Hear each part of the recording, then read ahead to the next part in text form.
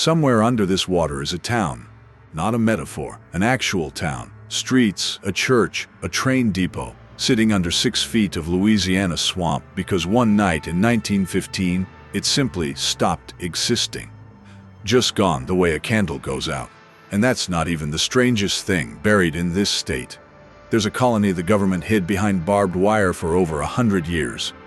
Thousands of American citizens erased from public view. There's a graveyard the ocean tore open with its bare hands. And there's, maybe, a city under the Gulf of Mexico that's 12,000 years old. 4 places. One question we're going to keep asking as we go. Was Louisiana hiding these things from us? Or was it trying to warn us? Let's find out. Picture Frenier, Louisiana, late summer, 1915. No roads in, no electricity, no doctor for miles, just a single rail line through cypress swamp. And a woman named Julia Brown, sitting on her porch every evening, playing the same 4 chords on a worn guitar. Locals called her a traiteuse, a folk healer. Some whispered voodoo priestess. Either way, people came to her when they were sick and stayed away when they weren't. She'd inherited 40 acres from her late husband, and by all accounts, she was simply the closest thing this remote stretch of swamp had to a doctor. But in her final weeks, dying, something changed.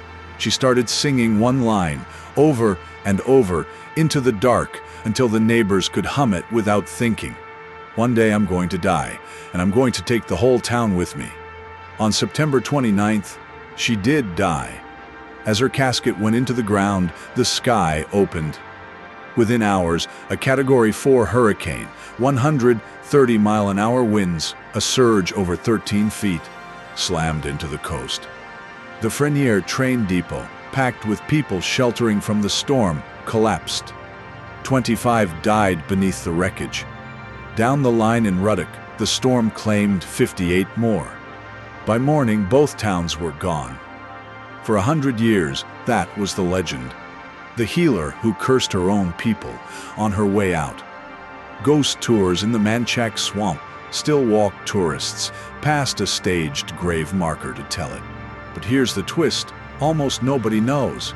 In 2022, the man who first told that version, a retired parish police lieutenant who'd written a book on the storm, went public and admitted it.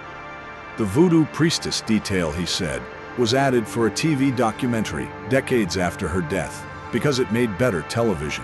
Census records show Julia Brown was very likely just a widow who happened to die 2 days before an unrelated, catastrophic hurricane. Which raises the real mystery. Not did she curse the town, but this. How does a real woman with a documented life and a real grave you can visit today at Frenier Cemetery get rewritten into folklore within a single generation? And why did the invented version travel so much faster and so much further than the true one ever did? 22 years earlier, the coast had already rehearsed this exact horror. Somewhere else, and worse. Frenier Caminada was a fishing village near modern-day Grand Isle. 1,500 people, Cajun and Creole families, hauling in the seafood that fed New Orleans. On October 2nd, 1893, a hurricane made landfall with an 18-foot wall of water behind it.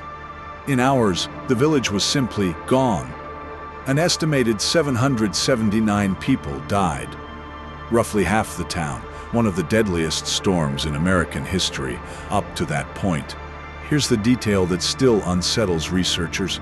The storm surge hit with enough force to physically tear open the town cemetery. Coffins and remains scattered across the marsh, mixed in with the bodies of the living who had just drowned beside them. Frenier Caminada was never rebuilt. Today the site sits underwater or lost beneath shifting marsh. Nothing left but a small, lonely monument near Grand Isle, marking where an entire town used to breathe.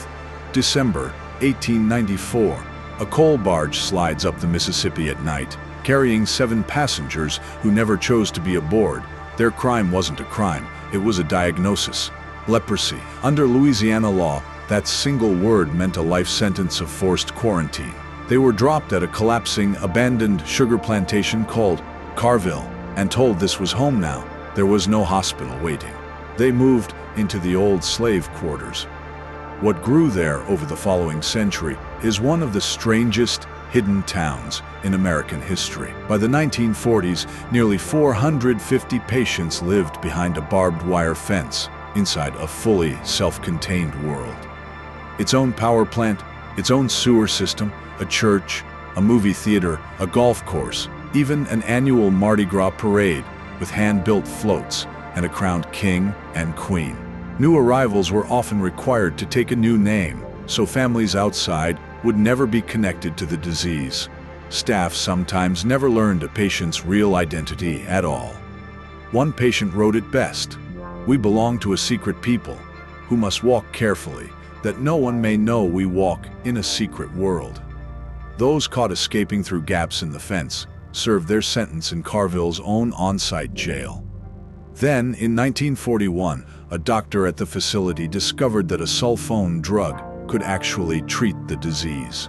Slowly, the fences came down. By the 1980s, treatment had become entirely outpatient. No isolation required. But some longtime residents, people who'd lived behind that fence for 30 or 40 years, chose to remain anyway because the world outside Carville had never really stopped fearing them. The very last patients didn't leave until 2015. 121 years after those first 7 arrived by barge in the dark. You can walk through Carville today. It's now the National Hansen's Disease Museum. Real dormitories, real patient-built Mardi Gras floats, real copies of the Star, the newspaper patients wrote and mailed to 60,000 readers worldwide. The mystery isn't what happened, the records are all there. It's how an institution that hid thousands of U.S. citizens against their will for well over a century stayed almost completely unknown outside this one state. Our last stop isn't on any map at all, because it might not exist. For almost 50 years, a retired architect named Georges Gillet has run sonar surveys off the Chandeleur Islands, searching for what he calls Crescentis, a buried city he dates to roughly 12,000 years ago, back when Ice Age sea levels were low enough to expose land that's now well underwater. He claims his sonar has mapped hundreds of buried structures and a stone pyramid nearly 280 feet tall that, he says, confuses ship compasses passing overhead. Mainstream archaeology isn't buying it. No verified human artifact has come out of that site. The claim has never appeared in a peer-reviewed journal. A university study decades ago traced the mysterious granite on the seafloor. Granite with no natural reason to be there. Back to old ballast stones, dumped overboard by European trading ships centuries ago to lighten their load in shallow water. So, almost certainly not a lost civilization. But here's what's completely, verifiably real. Louisiana genuinely has lost more than 2,000 square miles of coastline since the 1930s, swallowed by exactly the kind of rising water this legend imagines happening 12,000 years earlier. The specific claim is almost certainly false. The reason people want so badly to believe it isn't. A curse that turned out to be a television script, a cemetery the ocean opened with its own hands, 100-year secret hidden in plain sight, a lost city that's probably just old ship debris resting on land the Gulf genuinely did swallow. Louisiana never really hid these places from us. It just let the water do the work. And the water's not finished yet.